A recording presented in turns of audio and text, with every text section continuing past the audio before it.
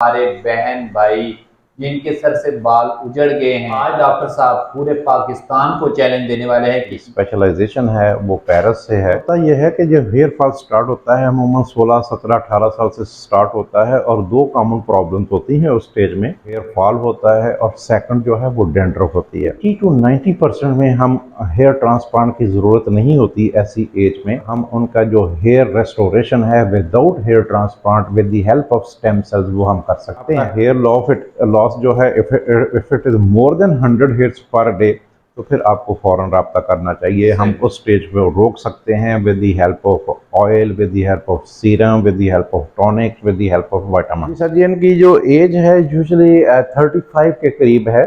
और ये मेरे पास तशरीफ लाए थे जी कि इस क्राउन एरिया की मेरी हेयर ट्रांसप्लांट कर दी जाए। कोई 7 जुलाई 2023 को। तो here you can see the difference.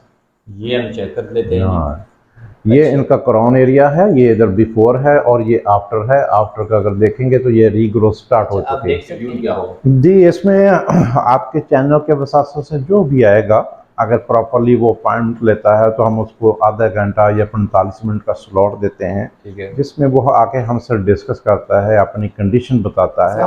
उम्मीद है कि सब लोग खैर खैरियत से होंगे। तो आज हम एक दफा फिर आए हैं डॉक्टर साहब के पास जो कि बहुत जबरदस्त और निहायत कुछ दिल इंसान है, और साथ ही साथ आपके लिए एक ज़बरदस्त किस्म की ऑफ़र लेके आए हैं कि जो भी हमारे बहन भाई जिनके सर से बाल उजड़ गए हैं, कहते हैं गंजापन जिसको हम कहते हैं, तो आज डॉक्टर साहब पूरे पाकिस्तान को चैलेंज देने वाले हैं कि ऐसी टेक्नोलॉजी पाकिस्तान में पहली दफ़ा आई है, तो डॉक्टर साहब के पास आई। तो आइए आपको डॉक्टर साहब के पास लेते हैं और साथ ही थोड़ी सी इन्फॉर्मेशन लेते हैं। अस्सलाम वालेकुम डॉक्टर साहब। वालेकुम सलाम। डॉक्टर साहब क्या हाल चाल है? बिल्कुल ठीक, खुश अच्छा डॉक्टर आमदीद। साहब, सबसे पहले अपना नाम बता दें और एड्रेस बता दें। हम आपका व्हाट्सअप नंबर नीचे चला देंगे, फिर आप अपना इंफॉर्मेशन इनको दे देना।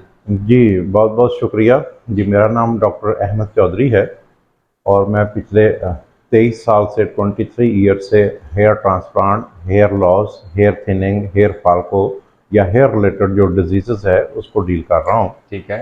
मैंने अपनी इनिशियल जो तालीम है मेडिकल की वो किंग एडवर्ड मेडिकल कॉलेज से लाहौर से हासिल की। ठीक है। उसके बाद जो मेरी स्पेशलाइजेशन है वो पेरिस से है और पेरिस में मेरी 3 किस्म की स्पेशलाइजेशन है।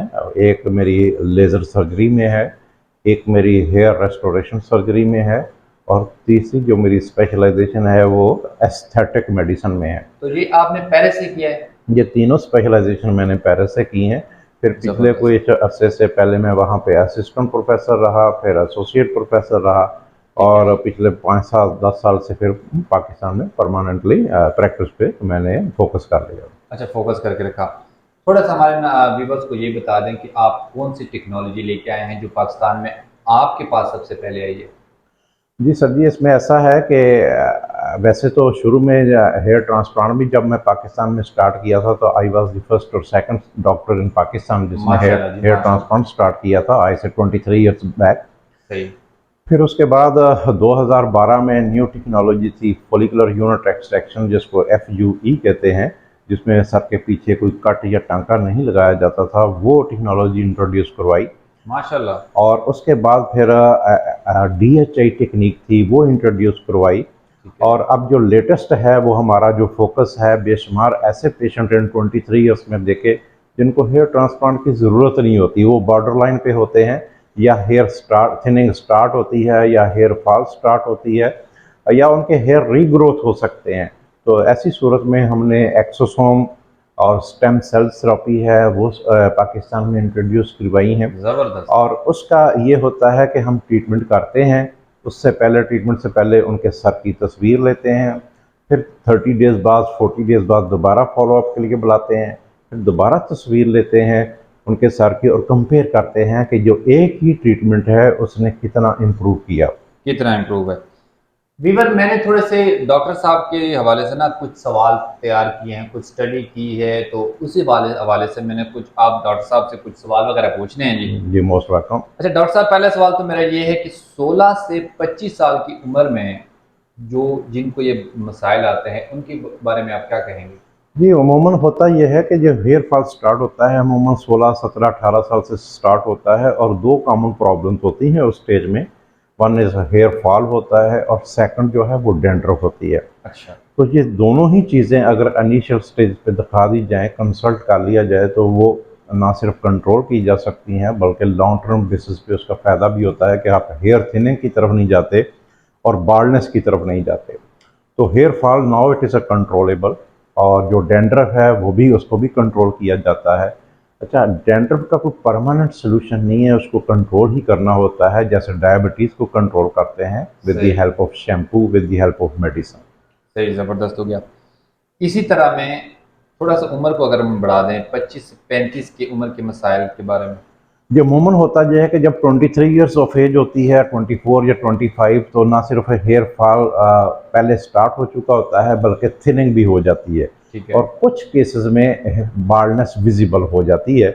तो 80 टू 90% में हम हेयर ट्रांसप्लांट की ज़रूरत नहीं होती ऐसी एज में, और हम उनका जो हेयर रेस्टोरेशन है without hair transplant with the help of stem cells वो हम कर सकते हैं, रीग्रो कर सकते हैं। और हमारा जो मेजर फोकस है वो रीजनरेशन की तरफ है, नेचुरल रीग्रोथ की तरफ है, कि इंस्टेड अच्छा। ऑफ हम हेयर ट्रांसप्लांट की तरफ जाएं। एक सवाल मेरा एक और है जो अभी जहन में इंस्टेंटली आया, जिनके बाल गिरना स्टार्ट हो गए हैं या डैंड्रफ ज़्यादा हो गया है, क्योंकि अमूमन होता है, हर बंदे में होता है, लेकिन एक स्टेज आती है कि यार बहुत ज़्यादा झड़ते हैं बाल, कि यार अब बंदा परेशान हो गया, उसको रोकने के लिए कोई आप रिकमेंड करेंगे? जी बिल्कुल, अमूमन अगर आप सर्च करें गूगल पे, इंटरनेट पे, तो पर डे नॉर्मल हेयर कितने गिरते हैं, तो किसी जगह पे आपको 30 मिलेंगे 24 आवर्स में, किसी जगह पे 60 मिलेंगे। तो लेकिन एक कंसेंसस है कि अगर 60 टू 80 या 40 टू 80 हेयर्स पर डे गिरते हैं तो it's normal, it's routine matter. लेकिन अगर आपका हेयर लॉस जो है, if it is more than 100 hairs per day, तो फिर आपको फ़ौरन रब्ता करना चाहिए। हम सही। उस स्टेज पे रोक सकते हैं with the help of oil, with the help of serum, with the help of tonic, with the help of vitamins. यानी डॉक्टर साहब, मैं आपको ऐसी शैम्पूज़ और वग़ैरह आपको रिकमेंड करेंगे पहले, कि जो आपके यानी अगर 100 से ज़्यादा बाल आपके गिर रहे हैं, तो शैम्पू या ऑयल से हम इसको कंट्रोल कर सकते हैं। हम ये चीज़ नहीं करेंगे कि दूसरे डॉक्टर्स की तरह कि आपको यानी हेयर प्लांट की तरफ या हेयर ट्रांसप्लांट की तरफ ही लेके जाएँ। डॉक्टर साहब, मेरा 5वां सवाल है, अगर किसी न किसी डॉक्टर ने इलाज करवाया हो, वो कोई फ़र्क ना पड़ा हो, तो क्या कर सकते हैं? जी, अमूमन डॉक्टर्स जो होते हैं, जब आप जाते हैं तो आपको कहते हैं जी आप पीआरपी करवाएं। पीआरपी टेम्परेरी एक ट्रीटमेंट होती है जो आपके ब्लड से प्लाज्मा लेके इंजेक्ट किया जाता है। तो उसका असर महीना, 1.5 महीना, 2 महीने रहता है, लेकिन बालों ने तो सारी उम्र के लिए रहना होता है। और आप कब तक पीआरपी आप करवा सकते हैं? जी। हाँ, अगर एक्यूट फेज़ है जहाँ से 100 या 200 से ज़्यादा या 150 से ज़्यादा बाल गिर सकते हैं या गिर रहे हों, तो वहाँ पे 1 या 2 पीआरपी के सेशन ले लें। PRP it is called platelet rich plasma.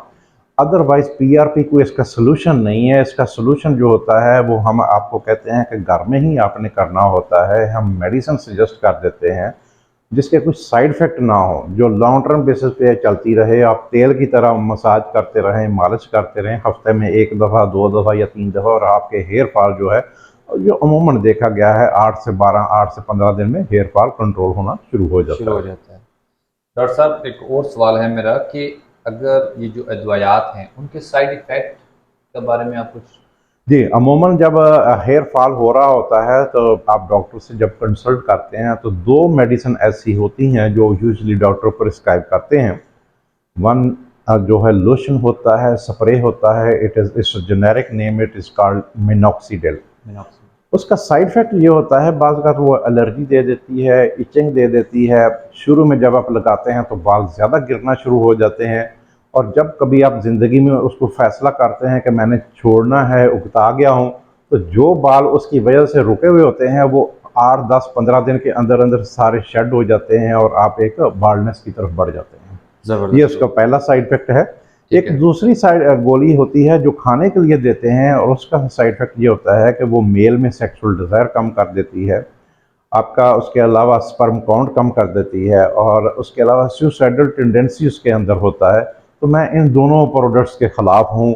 मैं चाहता हूँ कि ये पेशेंट को, स्पेशली मेल पेशेंट को, ना दी जाए और लॉन्ग टर्म बेसिस पे इसका इलाज किया जाए। तो यानी आप जो कि अगर हम कह लें सादा अल्फाज में, तो आप इन अद्वयात से पैसा नहीं कमाना चाहते? नहीं, मैं नहीं, ये अद्वियात बेसिकली फार्मेसी पे होती हैं, मल्टीनेशनल कंपनी इनको मुख्तलिफ ब्रांड नेम के साथ सेल तो करती हैं। आजकल जो सिचुएशन चल रही है कि आपके पास आते हैं और कहते हैं यार इतनी हमारी ये दवाइयाँ आप सेल करवा दें। नहीं, मैं ना मिनॉक्सिडिल प्रिस्क्राइब करता होता हूँ, ना मैं फिनेस्ट्राइड करता होता हूँ। इन दोनों के एडवर्स इफेक्ट हैं। एक का सेक्सुअल डिज़ायर कम कर देती है, दूसरी एलर्जी कर देती है। ये जब स्टॉप करते हैं तो हेयर शेडिंग ज़्यादा हो जाती ज़बरदस्त हो गया। एक और सवाल है डॉक्टर साहब कि ये बालों की सर्जरी का टाइम कब आता है कि यार अब मुझे करवा लेनी चाहिए? है। हाँ, अगर तो आपके बालों में जान है, बेजान से हैं, लुआ सा है, फाइन हेयर्स हैं, तो हम उनको कन्वर्ट कर सकते हैं कि वो नॉर्मल नेचुरली ग्रोइंग हेयर्स में कन्वर्ट हो जाएं with the help of stem sales, with the help of exosome therapy. लेकिन अगर बाल्डनेस विजिबल है, वहाँ पे कोई बाल नहीं है, तो फिर that is the proper time कि अगर आपका डोनर एरिया ठीक है, डोनर एरिया हम कहते हैं सर के पीछे और साइडों से जो बाल लिए जाते हैं, अगर वो ठीक हैं तो फिर हम ट्रांसप्लांट की तरफ बढ़ जाते हैं। लेकिन एक बात मैं बताना चाहता हूँ कि अगर किसी का hair loss frontal hair line से लेके तो पीछे तक है, तो ऐसी सूरत में 2 हेयर ट्रांसप्लांट प्रोसीजर की ज़रूरत होती है। और अगर कोई क्लिनिक, अगर आपकी ख्वाहिश है कि वो एक सेशन में हो जाए, तो याद रखिएगा जैसे मोटरवे पे स्पीड की लिमिट है और उसके बाद जब स्पीड को एक्सीड करते हैं तो ख़तरनाक नतीजे निकलते हैं, तो यहाँ पे भी ख़तरनाक नतीजे निकलते निकल हैं। सकते हैं। वो क्या नहीं होते हैं कि जहाँ से डोनर एरिया से आपके बाल पीछे से साइडों से लिए जाते हैं, वहाँ पे कम हो जाते हैं, फिर पीछे से आपको वो थिनिंग या बाल पैच नज़र आना शुरू हो जाता है। सही हो गया। पिछली वीडियो में आपने बताया था कि यहाँ यानी 2 सेशन होंगे, एक सेशन होगा, अगर आपको फ़र्क ना आया तो आपका दूसरा सेशन नहीं होगा। तो वो ज़रा चीज़ दोबारा दोहरा दें, जी कुछ ड्यूरेशन जी, पीरियड। मैं इसको ये करता हूँ कि जैसे अभी शुरू में भी बताया, हर पेशेंट की हम तस्वीर लेते हैं सर की, बिफोर और आफ्टर तस्वीर लेते हैं। और उसके बाद 30 दिन बाद, 35 दिन के बाद उनको कहते हैं आप फॉलोअप के लिए तशरीफ़ लाएं, फिर तस्वीर लेते हैं। और जो उसमें डिफरेंस होता है वो हम दोनों तस्वीरों उनके सामने रख देते हैं, वो खुद एवेलुएट करते हैं कि फ़र्क है या नहीं है। सही। अगर तो फ़र्क हो तो फिर हम 45 डेज़ के बाद दूसरी ट्रीटमेंट कर देते हैं, और अगर फ़र्क ना हो तो फिर हम नेक्स्ट स्टेप की तरफ मूव हो जाते हैं कि इसका मतलब है कि जो पहला इब्तदाई ट्रीटमेंट है वो काम नहीं की, विच इज़ वेरी रेयर। अमूमन 99% उसका सक्सेस रेट होता है। किसी 1% में वो फेलियर हो सकता है due to any reason, scalp की कंडीशन की वजह से, हेयर की कंडीशन की वजह से, पेशेंट ने प्रॉपर कंप्लायंस ना किया हो, बॉडी ने प्रॉपर रिस्पॉन्स ना किया हो, तो फिर वजह हमें देखनी पड़ती है कि किस वजह से उसने काम नहीं ज़बरदस्त हो किया। गया। शुरू में आपने देख लिया होगा कि हमने तस्वीरें वगैरह आपको दिखाई हैं, 15 साल की भी, 25 की भी, 65 की भी। तो अभी डॉक्टर साहब के लैपटॉप पे देखते हैं और आपको डॉक्टर साहब के लैपटॉप पे दिखा। डॉक्टर साहब अगर आप लैपटॉप खोले हैं तो हमें थोड़ा सा गाइड कर दें कि जो तस्वीरें हैं ये 35 साल 15 वाली, उनके बिफोर और आफ्टर अगर आपके पास ज़ाहिर सी बातें होंगे तो सही, थोड़ा हमें दिखा देना। जी, मैं बिल्कुल आपको दिखा देता हूँ कि बेसिकली हम हर पेशेंट की तस्वीर लेते हैं, लेकिन हमारी कोशिश होती है जी। कि उनकी आइडेंटिटी जो है वो डिस्क्लोज ना हो। नहीं, आइडेंटिटी तो सही सर बात है, सर के जो, प्राइवेसी होती हाँ, है। प्राइवेसी होती है। You R G. Absolutely right. जैसे मैं इस केस में आपको दिखाऊंगा थोड़ा सा कि अगर हमारा कैमरा में नज़दीक आए ना थोड़ा, तो मैं दिखा देता हूँ। जी डॉक्टर साहब, तो अभी हम कौन से जो कि उम्र के अफराद को देखने वाले जी हैं? सर जी, इनकी जो एज है यूजुअली 35 के करीब है। ठीक है। और ये मेरे पास तशरीफ़ लाए थे जी कि इस क्राउन एरिया की मेरी हेयर ट्रांसप्लांट कर दी जाए। सही। तो मैंने इनको ऑप्शन दी कि हम स्टेम सेल की तरफ चले जाते हैं, आप एक ट्रायल लेते हैं, अगर स्टेम सेल ने काम किया तो दैट्स फाइन, और ठीक अगर है। काम नहीं करता तो हम ट्रांसप्लांट की तरफ बढ़ जाएंगे। ठीक है। तो ये मेरी बात से मुतफिक हुए, फिर 5 मई 2023 को हमने इनका स्टेम सेल की ट्रीटमेंट तो कर ये दी। बिफोर है। ये बिफोर है। ठीक फिर है। उसके बाद ये तशरीफ़ लाए मेरे पास कोई 7 जुलाई 2023 को। ठीक तो है। Here you can see the difference. ये हम चेक कर लेते हैं जी। हाँ, ये अच्छा। इनका क्राउन एरिया है, ये इधर बिफोर है और ये आफ्टर है। आफ्टर का अगर देखेंगे तो ये रीग्रोथ स्टार्ट अच्छा, हो आप चुकी है। देख सकते हैं ये 5 मई 2023 की है बिफोर की, और ये है जनाब 7 जुलाई 2000, 2 मंथ्स में। आप डिफरेंस खुद चेक कर सकते हैं, माशाल्लाह बहुत ज़्यादा डिफरेंस आया है। खुद ही डिफरेंट चेक कर लें। तो यही चीज़ मैंने डॉक्टर साहब से थोड़ा सा कंफर्म करना था कि बहुत ही ज़बरदस्त किस्म का डिफरेंस आया है। और डॉक्टर साहब माशाल्लाह बहुत ही ज़बरदस्त, यानी व्यूवर्स हमारे जो कि पुराने थे उन्होंने भी, अभी नए व्यूवर जो है उनके भी। तो साथ ही साथ अपना फीस बता दें कि फीस का शेड्यूल क्या होगा। जी, इसमें आपके चैनल के वसासों से जो भी आएगा, अगर प्रॉपरली वो पॉइंट लेता है तो हम उसको आधा घंटा या 45 मिनट का स्लॉट देते हैं, ठीक है, जिसमें वो आके हमसे डिस्कस करता है, अपनी कंडीशन बताता है, और किसी किस्म के हम चार्जेस नहीं लेंगे। ज़बरदस्त हो गया। दूसरा ये है कि अगर हमें व्हाट्सएप पे भी अपने सर की या हेड की तस्वीर या हेयर लॉस एरिया की तस्वीर कोई भेज देता है, तो हमारा जो स्टाफ है सुबह 9 बजे से लेकर 5 बजे तक वो इमीडिएटली आपको रिस्पॉन्ड करता है रिस्पॉन्स करेगा। और उसको आपको सोल्यूशन बताएगा कि इसके लिए इस आपको क्या करना चाहिए। ठीक है, और जो भी व्हाट्सएप के ज़रिए तस्वीर सेंड करना चाहते हैं या टेलीफोन पे कॉल करना चाहते हैं, तो जो हमारा नंबर है वो 0333 430 9999। मैं दोबारा बोल देता हूँ, 0333 430 9999। ज़बरदस्त हो गया। जी, तो इसी बात पे हम डॉक्टर साहब से लेते हैं इजाज़त। उम्मीद है कि ये वीडियो आपको हमारी पसंद आई होगी। इसी तरह की ज़बरदस्त किस्म की मुख्तलिफ वीडियोज़ के साथ मिलते हैं इन अगले वीडियोज़ में। तो तब तक के लिए अस्सलाम वालेकुम। Thank you.